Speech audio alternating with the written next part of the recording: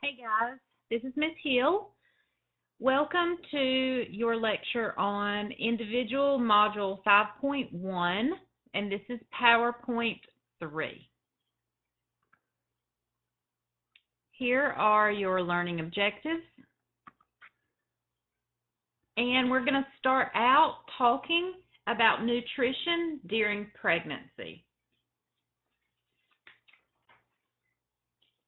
So, obviously, we have to have an adequate nutritional intake during pregnancy in order to promote fetal and maternal health. When mom eats healthy, the baby gets what it needs to also be healthy as well. That old saying that you're eating for two is very true, but sometimes not in the sense that it was meant back in the day. So we don't necessarily need a ton more food whenever we're pregnant. We just need healthy options and the right amount. So these following things influence a pregnant woman's ability to achieve good prenatal nutrition. Their general nutrition status before pregnancy is very important. We've talked some about folic acid and the importance that it has on a pregnancy, because we know that folic acid, an appropriate level of folic acid, helps to prevent neural tube defects. So, if a pregnant mom has folic acid deficiencies, then she's at risk for that fetus to acquire neural tube defects, which can be devastating. So, the idea is that we get her folic acid level at an appropriate place prior to even becoming pregnant, because if this folic acid deficiency is present during the time of conception and early in the prenatal period, then it can influence the outcome of fetal health in the end, because neural tube defects develop very early in the prenatal period. Also, maternal age plays a factor in nutrition. An expectant adolescent mom must meet her own growth needs in addition to meeting the needs of her growing fetus because of pregnancy. So, whenever we have a teenage mom that we're counseling or taking care of in the prenatal period, we also have to remember that she is also not finished growing. So she needs greater nutritional caloric intake than, say, somebody who is 33, like myself. I'm finished growing. I don't need those extra calories or that extra nutrition to help me continue to develop, because I'm as developed as I'm going to be. So we have to keep in mind maternal age. We also have to keep in mind parity. The mother's nutritional needs and the outcome of the pregnancy are also influenced by the number of pregnancies that she has had and the interval between them. So, for example, it is important to know what the parity of a mother is, and it's also important to know how long it's been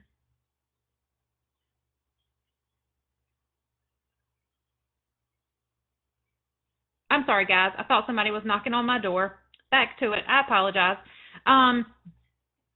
So it's important to know her parity, how many pregnancies that she has had, and it's also important to know the length between those pregnancies. So has it only been 9 months since she was pregnant?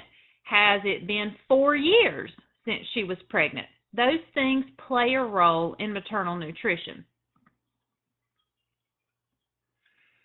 really, really important to encourage healthy choices for mom and baby when it comes to nutrition. I would encourage you to know this chart. Most of the recommended daily nutrients for an expectant mother can be obtained by eating a well-balanced diet at each meal. Well, there's nothing new about that. I mean, that's the case for all of us, correct? But it's important to know the different food groups, things that come from the different food groups, because we all know, just in general, in teaching our patients, even on the med-surg floor, that many people do not know what types of foods fit where. So we have to educate on specific types of foods, and sometimes not just say, eat a whole lot of whole grains, or make sure that you eat plenty of dairy products. So it's important for us to know the different types of foods and the different things that go into each category so we can help plan diets and educate our patients.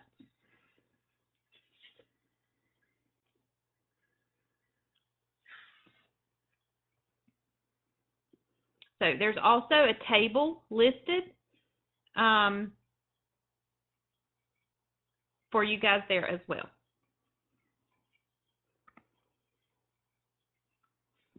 All right, a whole lot of information on this slide, so we're just going to read through it. As we know, folic acid helps us to prevent neural tube defects in the fetus. And iron plays a really important role in prenatal nutrition, because iron is helps us with oxygenation, right? Our red blood cells need that, and it's very important for a fetus to be able to oxygenate itself appropriately. So increasing protein intake is essential to basic growth. And protein, we know, are the building blocks for our body. So it's important for a fetus to have plenty of protein so they can grow appropriately. Also, increasing the intake of foods that are high in folic acid is crucial for neurological development, so we prevent those neural tube defects. Foods that are high in folic acid include leafy green vegetables, dried peas and beans, seeds, orange juice is a good one, breads have lots of folic acid, cereals, and other grains that are fortified with folic acid. Increased folic acid should be encouraged for people who wish to become pregnant and who are of childbearing age. And the reason for that is because these neural tube defects develop very early on, and they develop sometimes even before women know that they are pregnant. Those neural tube defects already establish themselves. And so if we can prevent that by helping people and educating them to increase their folic acid intake prior to becoming pregnant, then we can hopefully mitigate those types of defects. So it's recommended that about 600 micrograms of folic acid be taken during pregnancy and before. Current recommendations for clients who are lactating or breastfeeding include about 500 micrograms of folic acid. And then moving on down to iron, iron supplements are often added to the prenatal plan to facilitate an increase of the maternal RBC mass. You remember we talked about how our cardiovascular system changes with pregnancy. We know that our red blood cells increase by about 18 to 30%, 30 if you're taking iron supplements. It's best absorbed between meals and when it's given with a good source of vitamin C. So it's really important to educate moms on those couple of different things. Iron will also make people very constipated, so they may have to add in a Colace, some kind of stool softener to help them pass stool as well. And iron can be pretty bad on the stomach, so it will oftentimes make people nauseated as well. Milk and caffeine can interfere with the absorption of iron supplements, and so that's really important also for your pregnant people to know. Probably not the best idea for mom to pop her ferrous sulfate and chase it down with some Diet Sun Drop, or DSD, as I like to call it. Good sources of iron include beef liver. Who eats that? I don't know. Red meats, fish, poultry, dried peas and beans, fortified cereals and breads, and here you get the stool softener might need it to decrease constipation.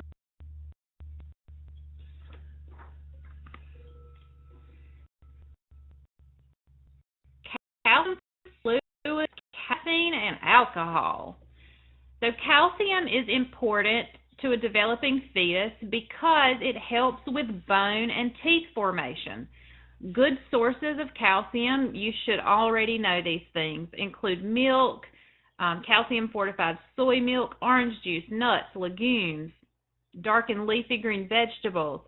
For a pregnant person, a daily recommendation is 1,000 milligrams a day. For non-pregnant people over the age of 19,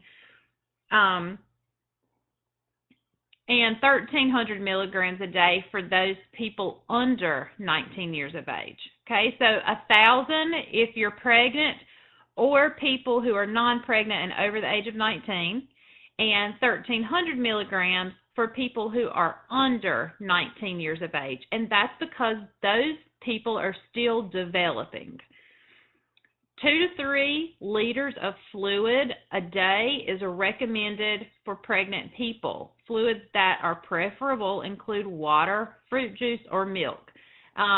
Fruit juice even is a little iffy, especially if you're at risk for gestational diabetes, because what does fruit juice have in it but a lot of sugar? And then milk, depending on what kind you have, could have a very high fat content. So we have to be careful with fruit juice and milk. Water is the preferable drink for pregnant ladies, and they need that 2 to 3 liters a day, and that is a lot of fluid.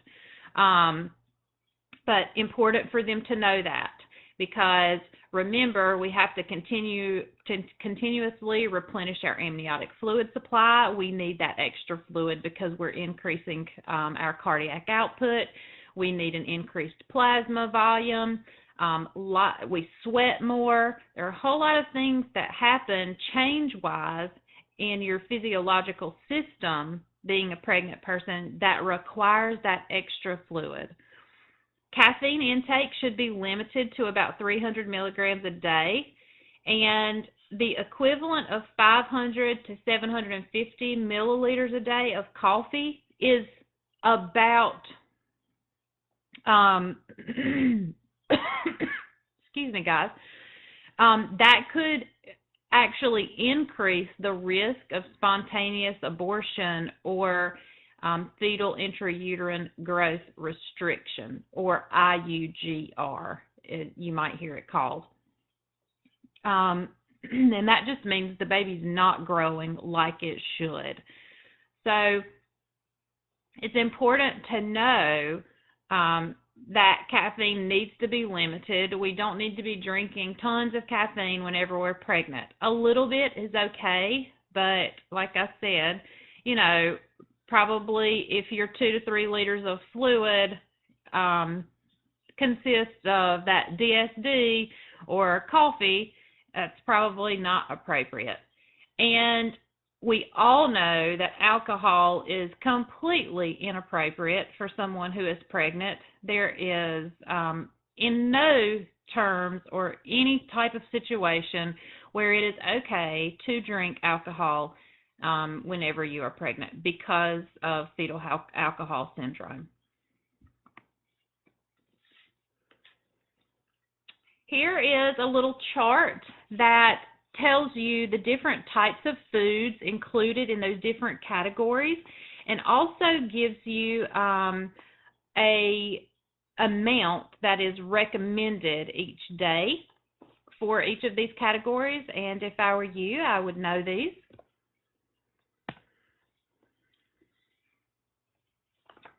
So we talked a little bit in the first slide about factors that influence nutrition. We already talked about age, but it's also important to mention these last three ones: culture, education, and our socioeconomic status and issues. You know, for different types of cultures, we know that they eat different types of foods. So, for example, the Hispanic culture tends to eat very spicy and very fatty type foods. If the mom is at risk already for gestational diabetes or hypertension, those type foods might not be the best for her. So we may need to work with her in helping to plan a diet that is also in line with her cultural beliefs and her cultural attitude, so that she will be more likely to follow that diet plan. Education is a big one that influences nutrition.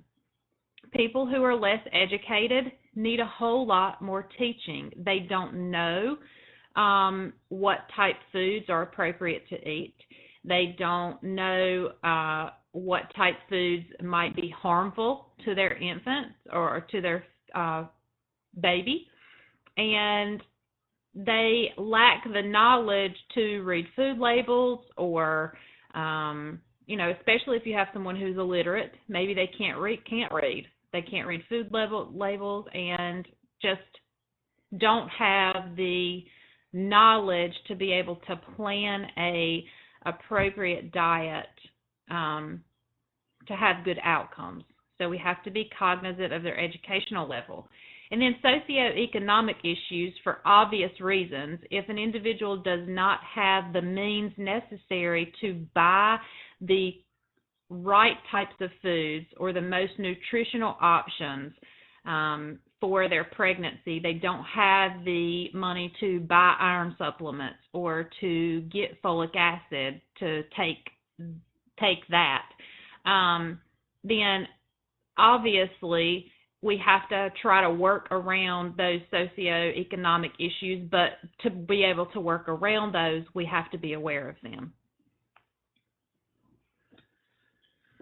And think about this question at the bottom: what types of recommendations might we make for a client who is vegetarian? And some of the first things that you should think about with a vegetarian is protein, right? We know that protein is a building block of pregnancy, or a building block for basic growth, not just pregnancy, but basic growth of anybody. So it's very important that vegetarians are getting the appropriate amount of protein that they need. And, you know, telling a vegetarian to eat a big fat steak to get their protein in is not going to work. So we have to be able to come up with appropriate foods for that type of client and educate them on what those foods are. Typically, if somebody is a very serious vegetarian and has been doing that for a long time, they have the knowledge to know which foods include protein that they can and cannot eat. So typically they're pretty knowledgeable about their diet, but still it's something that we as nurses need to follow up on.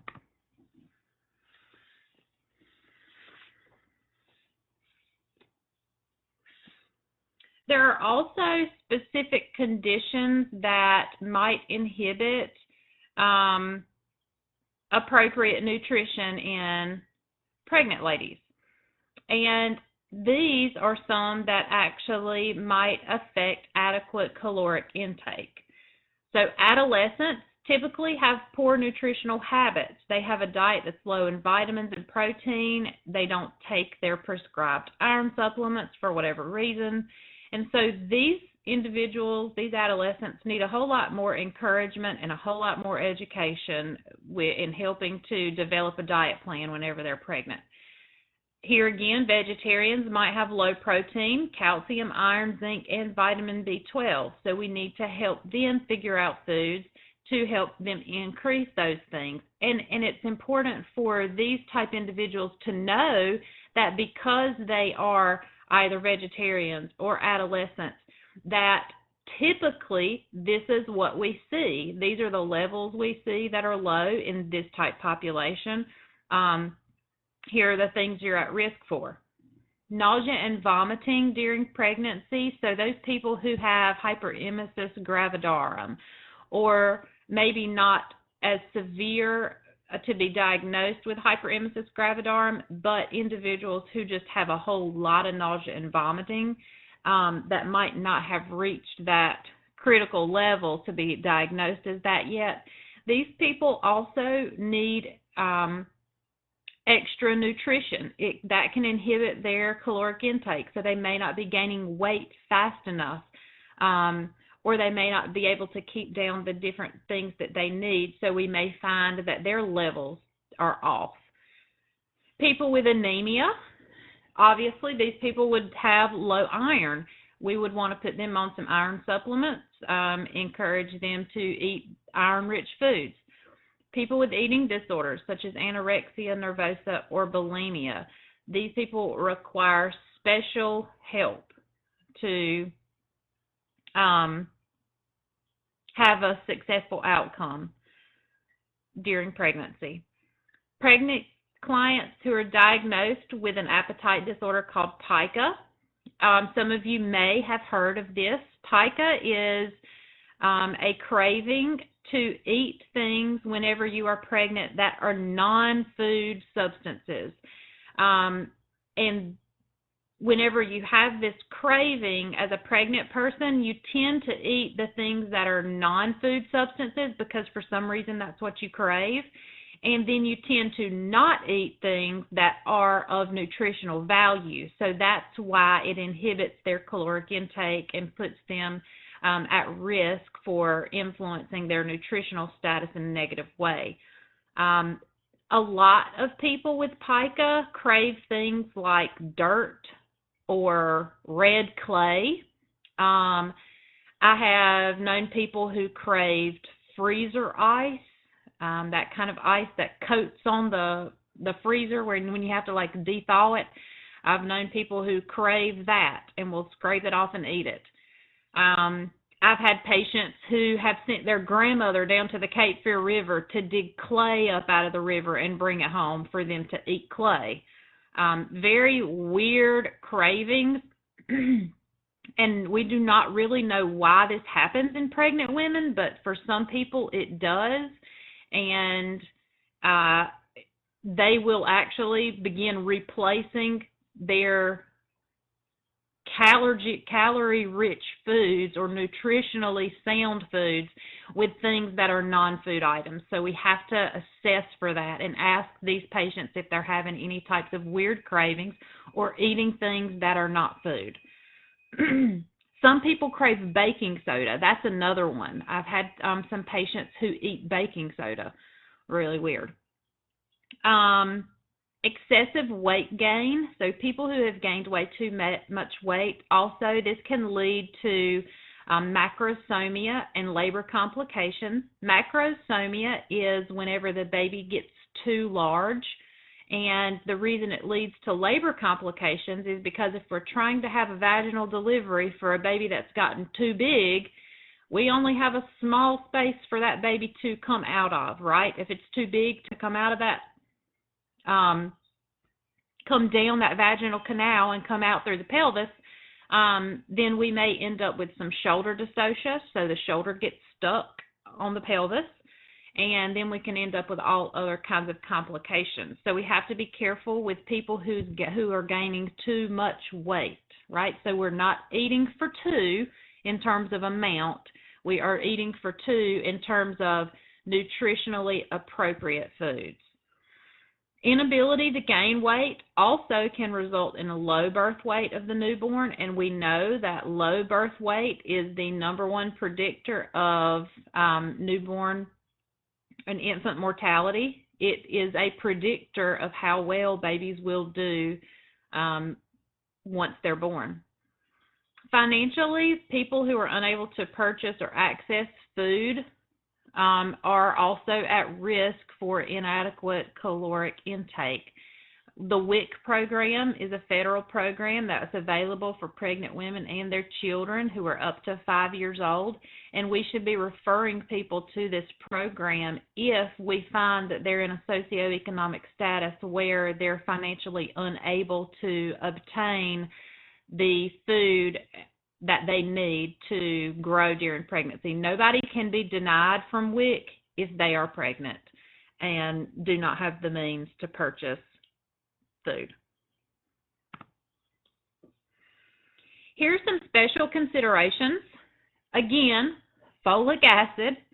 Folic acid can be made inactive by oxidation, ultraviolet light, and heating. So we have to make sure that our clients, if you ever have bought folic acid, you notice that it comes in a really dark bottle. Well, that's because it becomes inactive if it is exposed to UV light.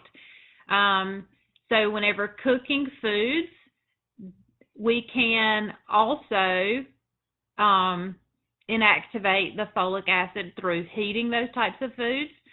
So to prevent unnecessary loss, foods have to be stored covered, protected from light, and cooked only with a small amount of water and not overcooked, because we don't want to lose that nutritional value for what we're eating that food for. Artificial sweeteners have been proven to be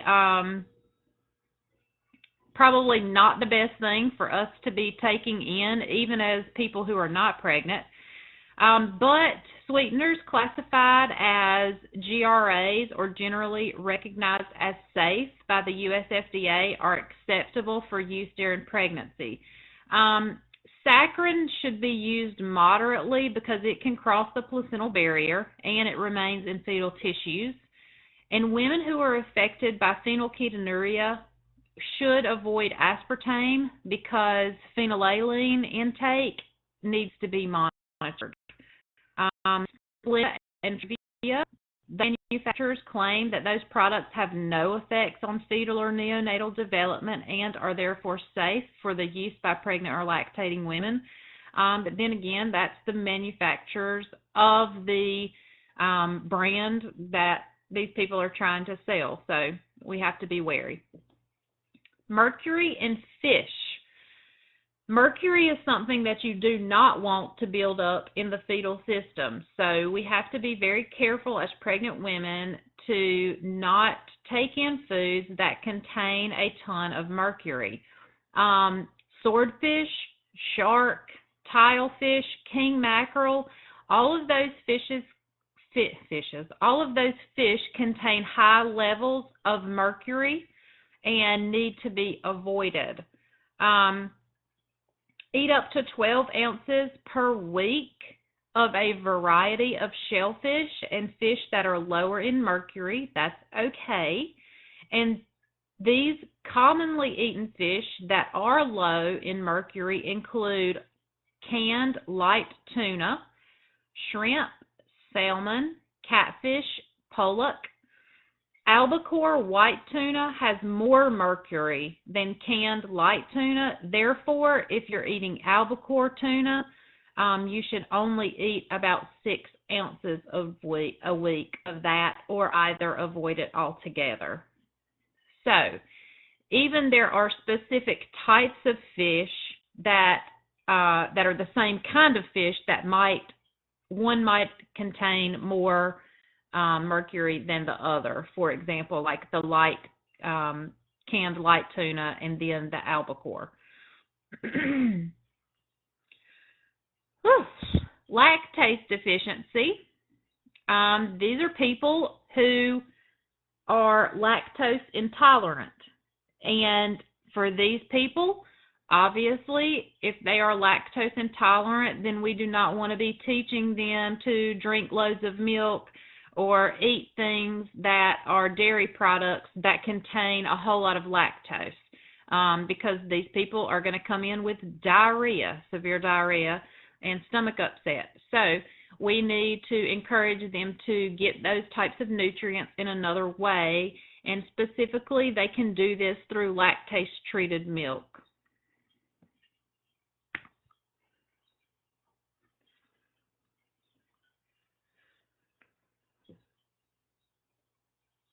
All right, maternal phenylketonuria, or PKU. Let's talk about this for a minute. Phenylalanine is an essential amino acid, and we know that amino acids are a building block for proteins in the body. Okay, so amino acids build protein, and protein is our basic building block for growth. I'm sorry, you guys. You know, a bird got into my house a couple of weeks ago, and I'm sitting on my couch giving you guys this lecture, and I've just noticed that there's bird poop on my lampshade, and it's highly distracting because I want to get up and clean it off, but I don't want to stop lecturing on this PowerPoint. Okay. Sorry, my concentration is just all over the place because I can't stand looking at this bird poop on the lampshade. All right, so phenylalanine is an essential amino acid. That's our building block for protein in the body, and we need protein to grow, right? So the body needs this for basic growth, but in people who have phenylketonuria, they cannot make it. Actually, no one can make this. It's dependent on our diet. Phenylalanine is. But the problem is that people with phenylketonuria cannot process phenylalanine. So it affects the way you guys, I'm going to have to get up and I'm going to have to clean this bird poop off the lampshade, or I will not be able to finish this lecture. So please hold on just a second. I'm going to pause this lecture. Okay, I'm back. The bird poop is gone off the lampshade, but I am really going to need to clean it with some soap and water or something. I don't know. Or just buy a whole new lampshade. That may be what I do later this afternoon. But I will finish this lecture for you guys first. Okay, so let's start this slide over. Maternal phenylketonuria, or PKU.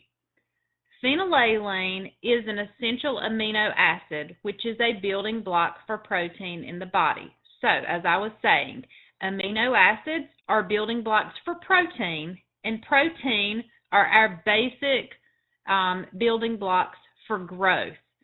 The body needs phenylalanine for health, but we cannot make phenylalanine. We get this from our diet, okay? The body changes phenylalanine into something called tyrosine, which is another amino acid that's needed to make proteins, brain chemicals, including L-DOPA, epinephrine and norepinephrine, lack of thyroid and thyroid hormones. Symptoms of phenylalanine deficiency include things like confusion, lack of energy, depression, decreased alertness, memory problems, and lack of appetite. So, phenylketonuria, or PKU, is a rare metabolic disorder, and this occurs when the body is missing an enzyme that is needed to use phenylalanine. Okay, and so if the body does not have the enzyme to break this phenylalanine down into a usable form in the body, then phenylalanine begins to build up, and there becomes high levels of this phenylalanine in the body. If it's not treated before the baby is 3 weeks old, then PKU can cause severe, irreversible intellectual disabilities. And in the United States, newborns are tested for this metabolic disorder or tested for PKU during the first 48 to 72 hours of life. So we do this testing in the hospital actually before they go home. People with PKU have to eat a diet that avoids phenylalanine, and they have to take tyrosine supplements so that they can have optimum brain development and growth. So this is a pretty important metabolic disorder to catch in the early weeks of life, because otherwise you will end up with a baby who has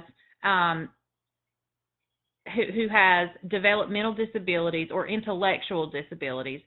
And then also they're not going to be able to break that phenylalanine down into tyrosine, which they need to have those amino acids to build protein for the body and to continue to grow and make those important brain chemicals, and then they're going to end up with symptoms of phenylalanine deficiency. So PKU is something that we test in newborns in the very early hours of life before they go home. This test is actually sent off to the state lab here in North Carolina, I believe, and they look for phenylketonuria in the test, in the blood test, and they also look for other types of rare metabolic disorders as well. I can't remember how many, but there are several of them.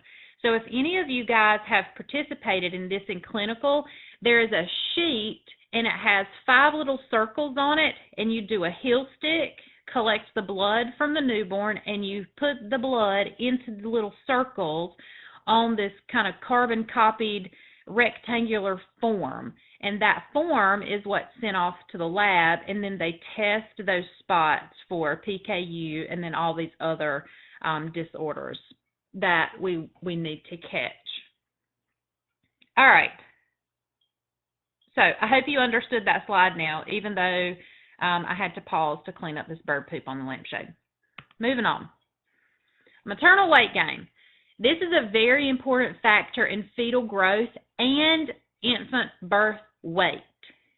Adequate weight gain indicates an adequate caloric intake, but it does not, however, ensure that the woman has sufficient nutrient intake. Okay, so we can eat 45 Snicker bars a day and gain a whole lot of weight, or gain adequate weight even, but it does not mean that we're getting the nutrients we need. So there's no protein in Snickers bars. Well, there might be a little bit, but not enough to get what we need as a pregnant woman. So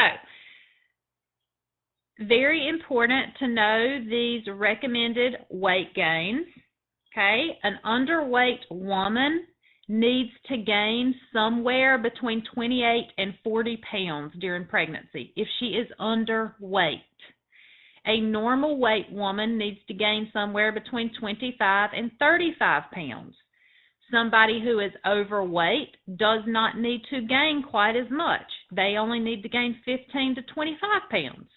And then somebody who is obese needs to gain less than 20 pounds. They don't have the need to gain quite as much weight. So make sure that you guys know those weights. And a good way to determine appropriate weight gain and fetal growth is by weighing the patient at every appointment, every prenatal appointment, and assessing fundal height, which is what? McDonald's method. Very good. So I say very good, like I can actually hear y'all telling me the answers, but I'm pretending like you know and that you're telling me on the other end. Here's also another little chart that shows you sort of where the weight goes on a pregnant person. So on average, women who are normal weight pre-pregnancy should gain 1 to 4 pounds during the first trimester, about a pound a week during the second and third trimesters. The baby gets about 6.5 to 9 pounds of that. The placenta is going to weigh about 1.5 pounds. Your amniotic fluid equals out to about 2 pounds. And we already said that the uterus in our previous lecture gets almost up to 2 pounds, even 2.5. The breasts become heavier, 2 to 3 pounds for there. Additional blood volume, 3 to 4 pounds of additional blood volume. That's a whole lot, guys. You know, we said plasma volume increases by about 50%, and then we get about 30% increase in our RBCs. I mean, additional blood volume, 3 to 4 pounds of fluid in your circulatory system. That is a lot of fluid. And then other increased fluids, about 3 to 4 pounds of those. And then here's the lovely fat storage that every woman wants to hear. 6 to 8 pounds gets stored as fat.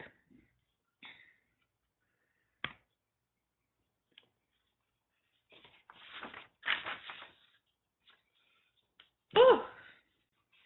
Okay, I'm tired of talking about food. All right, foodborne illnesses.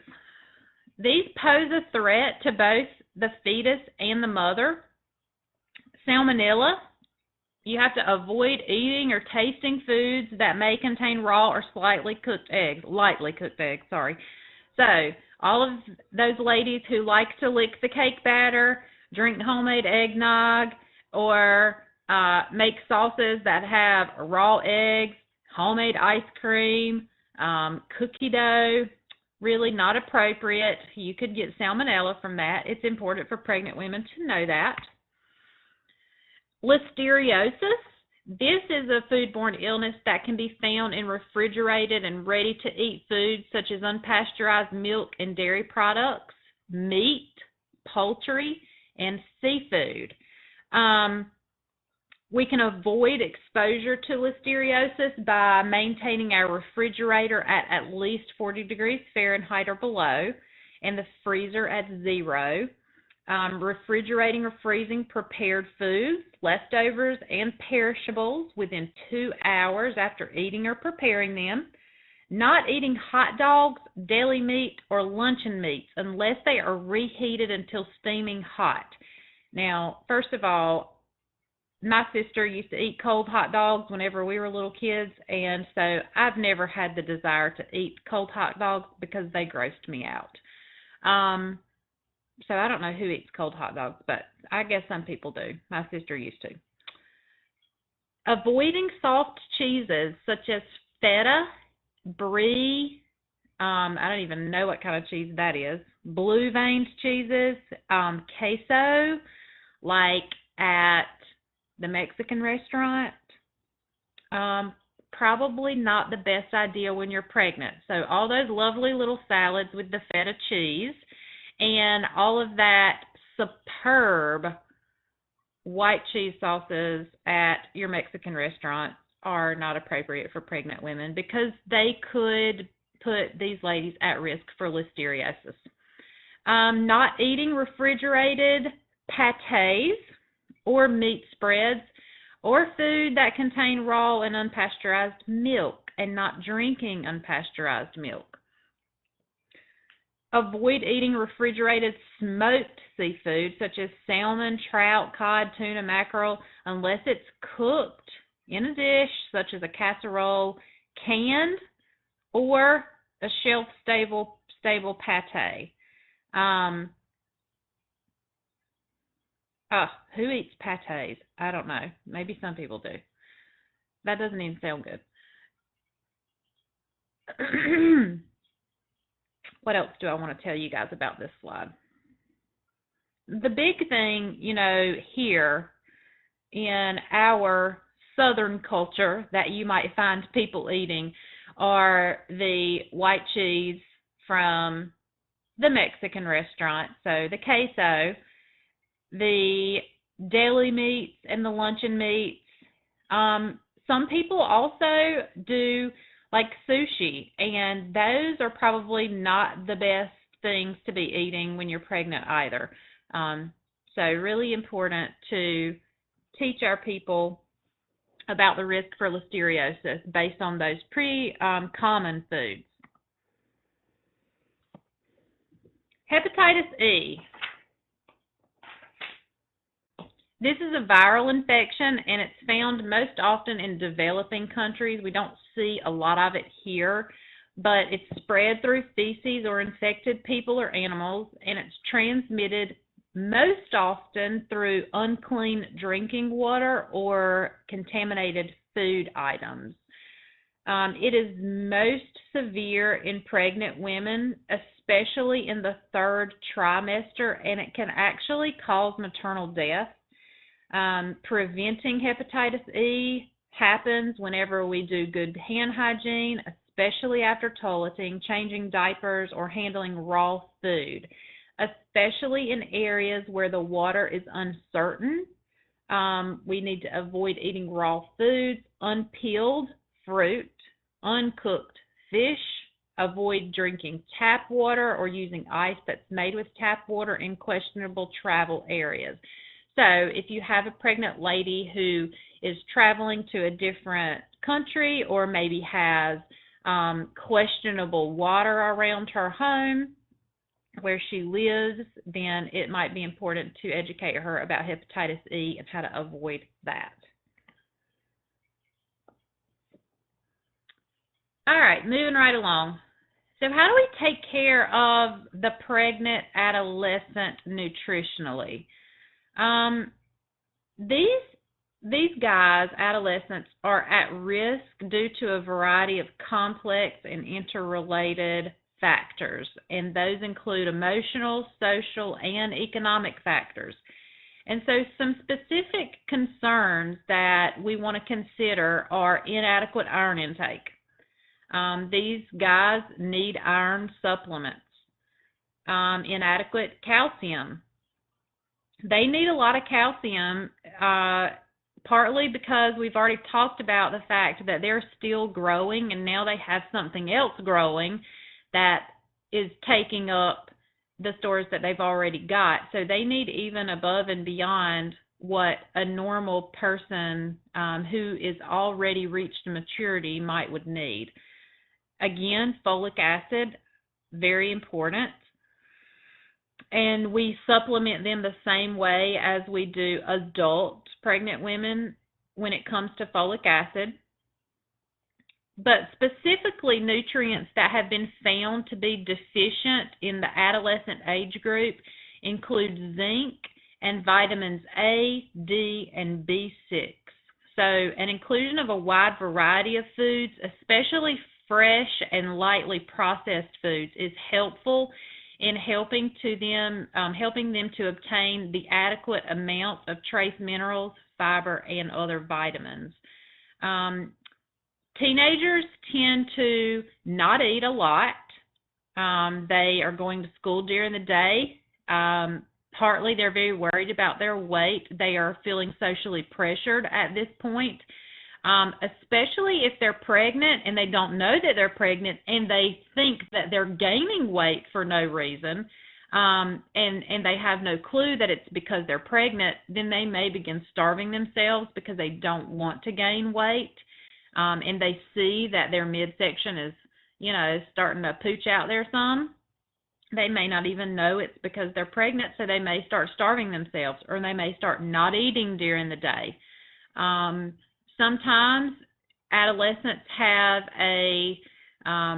for whatever reason, an embarrassment associated around eating in the cafeteria, not wanting to, do school lunches, a full plate of school lunch. Who knows? Maybe they skip lunch. Maybe they go to the bleachers and smoke a cigarette during lunch. I don't know. That's what they used to do when I was in school. So really important to truly assess their nutritional status as an adolescent and leaving that adolescent part to stand alone, so that we can help them as much as possible.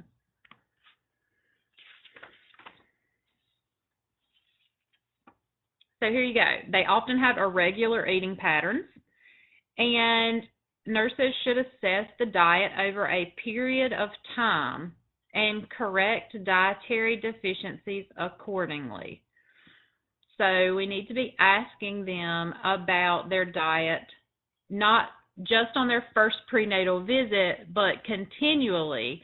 whenever we see them on their visits, so that we can help them correct any types of nutritional deficiencies or dietary deficiencies that might be happening.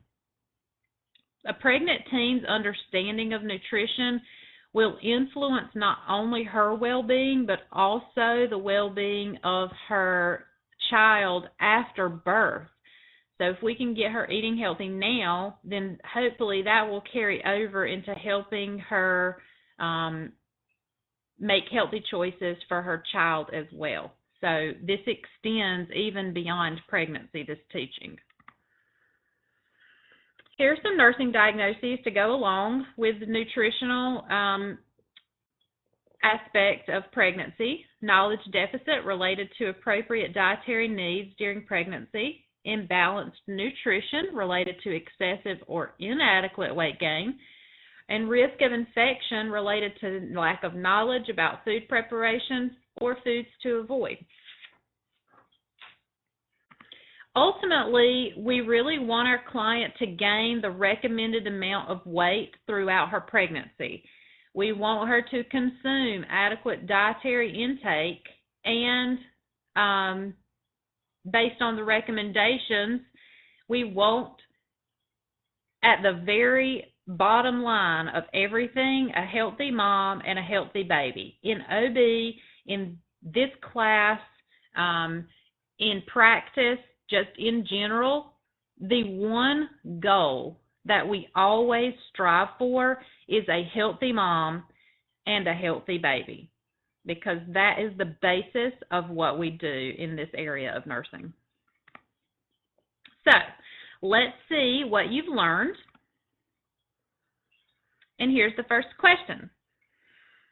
A client in her 11th week of pregnancy tells you that she has stopped taking her prenatal vitamins due to nausea, but you, as her nurse, counsel her to A, switch brands, B, take the vitamins on a full stomach, C, take the vitamins in the morning upon rising, or D, take the vitamins with orange juice. The correct answer is B, take the vitamins on a full stomach. Citrus juices tend to decrease acidity and exacerbate the problem, so we don't want her to take them with orange juice.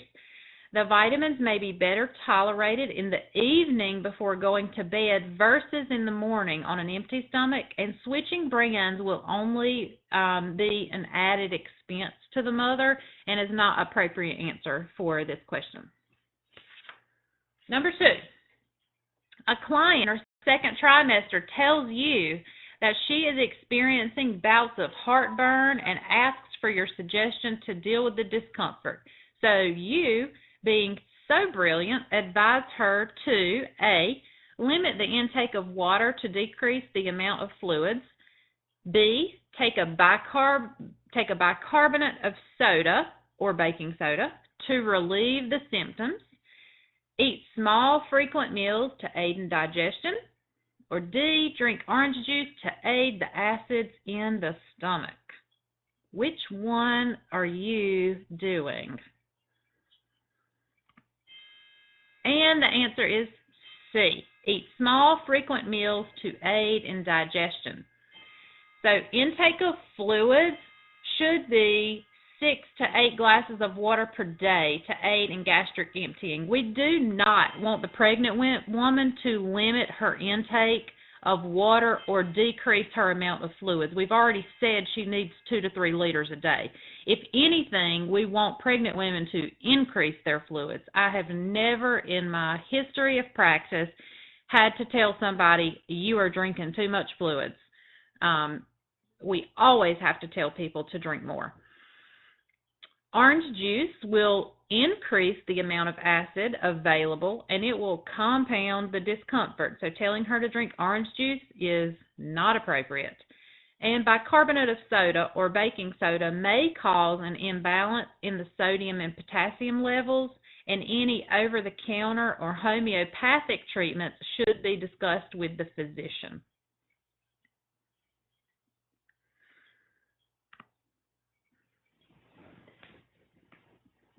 Question 3.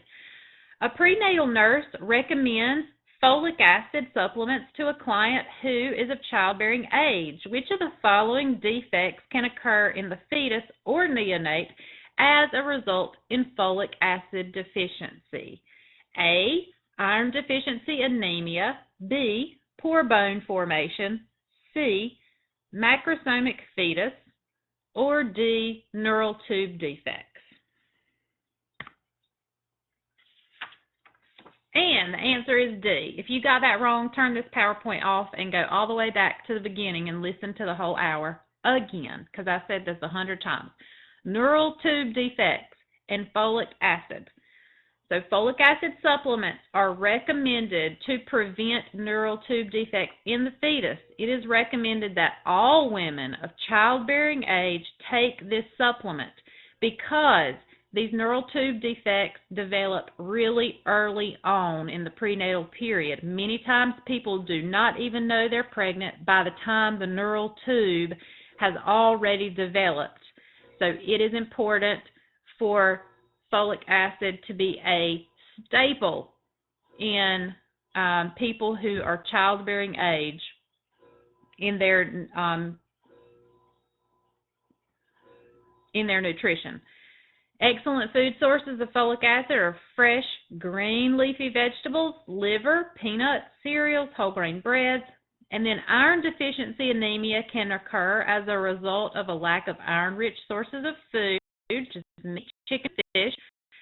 Calcium deficiency can result in poor teeth and bone formation for the fetus, and maternal obesity can lead to the macrosomic fetus. So there's your rationale. Last question, I think, question 4.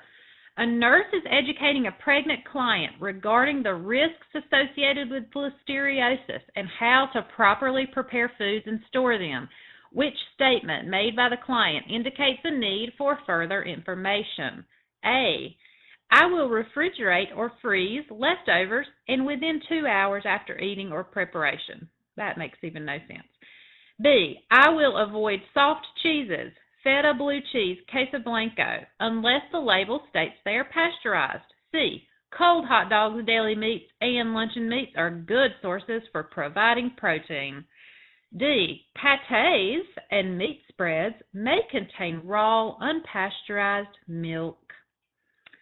The answer is C.